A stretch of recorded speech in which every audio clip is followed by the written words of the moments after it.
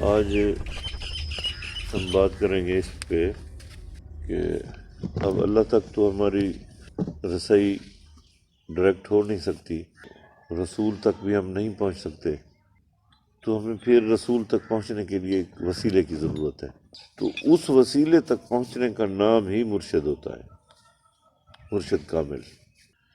اور اس کی مرشد کامل کی اطاعت اور اس کی تلاش، تصوف میں اس کی تلاش واجب تر ہے، ہر صورت تلاش کرو، اور اطاعت اس کی اسی طرح واجب ہے بنص قرآن، کہ قرآن پاک میں اللہ نے یہ حکم دیا ہے، یا ایھا الذین آمنوا اطیعوا اللہ و اطیعوا الرسول و اولی الامر منکم۔ اب اس میں صاحب تصوف جو لوگ تھے انہوں نے اس کا معنی کیا ہے کہ اللہ کہہ رہا ہے کہ اے گروہ مومنین، جب انہوں نے جنت کا مطالبہ کیا تو اللہ نے کہا کہ اللہ کی اطاعت اطیعوا اللہ و اطیعوا الرسول، اور رسول کی اطاعت و اولی الامر منکم، اور اپنے مرشد کامل کی اطاعت۔ اگر یہ تین اطاعتیں تمہاری مکمل ہوں گی، اور اطاعت واجب اسی طرح ہے جیسے رسول کی ہے، جیسے اللہ کی ہے۔ اب اس پہ جو علماء ظواہر تھے انہوں نے اختلاف کیا کہ یہ جو اولی الامر ہے اس سے مراد مرشد کامل نہیں ہے، اس سے مراد حاکم وقت ہے۔ اب اس پہ تھوڑا دیکھ لیتے ہیں کہ کیا واقعی اس سے مراد حاکم وقت ہے۔ میں بھی تھوڑی دیر کے لیے مان لیتا ہوں کہ اس سے مراد حاکم وقت ہے، لیکن واجب اطاعت اسی طرح ہے جس طرح رسول کی ہے، جیسے اللہ کی ہے۔ تو اب جو پھر مسلمان ہندوستان میں رہتے ہیں وہاں ذلیل ہو رہے ہیں، لاکھوں ہزاروں مسلمان، کتنے میرا خیال ہے 18 کروڑ 20 کروڑ کہ 22 کروڑ وہاں رہتے ہیں، تو مودی سب کو کہتا ہے کہ یا تو ہندو ہو جاؤ یا نکل جاؤ۔ اب یہی ہو رہا ہے نا، یہ دہلی کے فسادات اور جو بھی روزانہ آپ ٹی وی پہ دیکھ رہے ہیں۔ تو پھر حاکم کی اطاعت تو واجب ہے، تو وہاں کے مسلمانوں کو پھر ہندو ہو جانا چاہیے، قرآن کہہ رہا ہے، اور خدا تمہیں ذلیل کر۔ اچھا پھر جو مسلمان امریکہ میں رہتے ہیں وہاں ٹرمپ کہتا ہے سارے یہودی ہو جاؤ، عیسائی ہو جاؤ، تو پھر ہو جاؤ، اطاعت تو واجب ہے، انکار تو آپ کر نہیں سکتے۔ اور بھائی اس اولی الامر سے مراد حاکم وقت نہیں ہے، اولیاء کرام کی دشمنی میں لکھتے چلے گئے ہو، اس سے مراد مرشد کامل ہے، اس کی اطاعت واجب ہے، اور اس کی تلاش پہلے تو ہے نا کہ مرشد کامل کی تلاش ضروری ہے، کیونکہ آج کل تو سارے جدھر دیکھیں ادھر ہر دوسرے میل پہ خانقاہ ہے، ہر 1 کلومیٹر کے آگے ایک امام بارگاہ ہے، ہر آدھے کلومیٹر پہ ایک مسجد ہے۔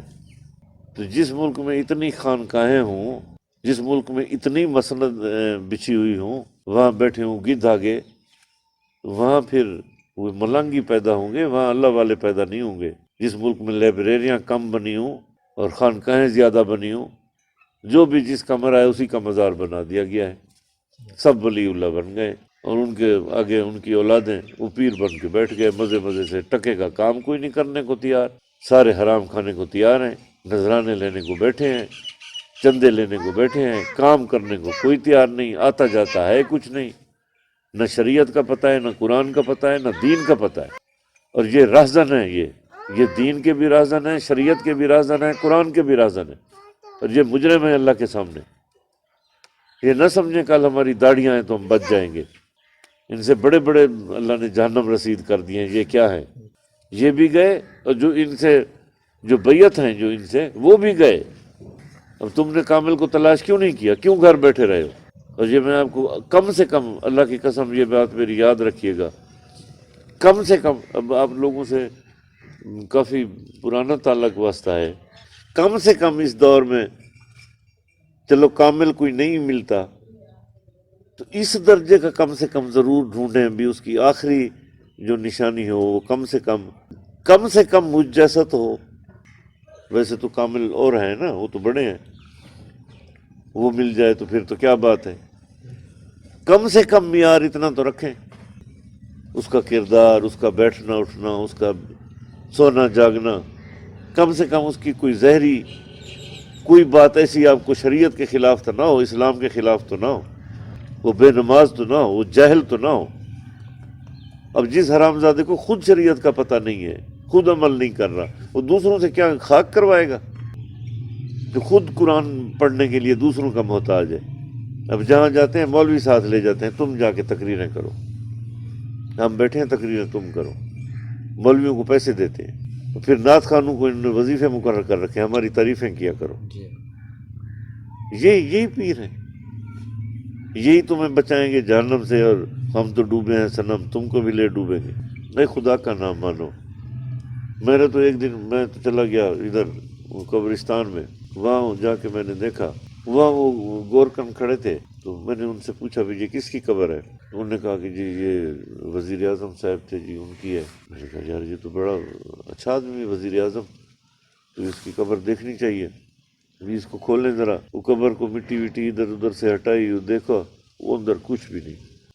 وہ نہیں ہے، نہیں ہے جی۔ وہ کدھر گیا؟ کھا گئی ہے، مٹی کھا گئی۔ تو یہ وہ قبر کس کی ہو؟ کہ یہ جی ایم این اے صاحب تھے، اس کی ہے۔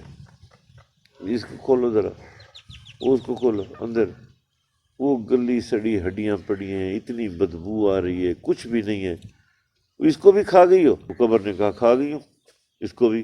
یہ فلاں مفتی صاحب کی ہے، ادھر کچھ نہیں ہے۔ اس کو کھا گئی ہو؟ ہاں جی اس کو بھی۔ یہ کس کی ہے؟ یہ فلاں پیر صاحب کی ہے۔ اچھا وہ جو بڑے اس والا، ہاں جی یہ تو بھائی ادھر تو زیارت کرنی چاہیے۔ مٹی ہٹائی، اندر کیڑے ہیں، کچھ بھی نہیں ہے، کیڑے مکوڑے ہیں، اتنی بدبو ہے بندہ کھڑا نہیں ہو سکتا۔ وہ قبر سے پوچھا بھی یہ کدھر گیا؟ سب کو کھا گئی۔ وہ کیوں کھا گئی ہو؟ انہوں نے باہر ادھر تھوڑا کھایا ہے، تو میں ان کو کھا گئی ہوں تو کیا گناہ کیا ہے میں نے؟ اور پھر جب یہ دنیا دار کو مرتے ہیں نا باہر، یہ ہٹے کٹے جو ہیں، یہ حشرات الارض ہے نا جو قبروں میں کیڑے مکوڑے جو رہتے ہیں، یہ ان کی عید ہوتی ہے اس دن۔ ان کو پتہ نہیں کیسے پتہ چل جاتا ہے فلاں مر گیا ہے۔ یہ ادھر جمر مار رہے ہوتے ہیں کہ تم آؤ تو صحیح ادھر، آؤ ادھر، ہم تمہارا بندوبست کرتے ہیں۔ ہمارے 2-4 دن تو اچھے گزریں گے نا۔ ہٹا کٹا موٹا ادھر سے آ رہا ہے، ذلیل حرام کھا کے ادھر، اب تو آ تو صحیح ادھر۔ مرشد کامل کی بیٹا تلاش کرو، مرشد کامل ضروری ہے اگر جہنم سے بچنا ہے۔ تو میں بھی کامل نہیں ہوں، مگر میں ناقص نہیں ہوں، کامل بھی نہیں ہوں، یہ پکی بات ہے، مگر میں ناقص بھی نہیں ہوں۔ کم سے کم ایسا ڈھونڈ لینا وہ لب مل پڑے، تو نہ ملے تو پھر ایسے ٹھیک ہو۔ پھر اپنی خواہ استغفار نہ کرو، اپنا رزق برباد نہ کرو، اپنی زندگیاں تباہ نہ کرو، اپنا جان بھی بچاؤ، اپنا مال بھی بچاؤ۔ یہ رازن ہے، یہ آپ کی جان کے دشمن ہے، آپ کی عزت کے دشمن ہے، آپ کے رزق کے دشمن ہے۔ ان سے دور رہو، اس سے بہتر ہے تمہارا کوئی نہ ہو، ولی وارث ہی کوئی نہ ہو، وہ بہتر ہے۔ پہلے تو تلاش کرو، اچھی بات ہے، کیونکہ یہ تلاش واجب ہے۔ ڈائریکٹ تمہارا واسطہ ہو نہیں سکتا رسول سے، اس کا تعلق ہے رسول سے، یہ تمہیں وہاں پہنچائے گا، پھر رسول تمہاری سفارش کرے گا کہ تب جا کے شفاعت ہوگی اور نجات ہوگی۔ ان عملوں پہ بھروسہ نہ کرنا، اور نہ ہی ہمارے اعمال اس قابل ہیں جو اللہ کے سامنے پیش ہو سکیں۔ اللہ تعالیٰ ہم سب کو اپنی امان میں رکھے۔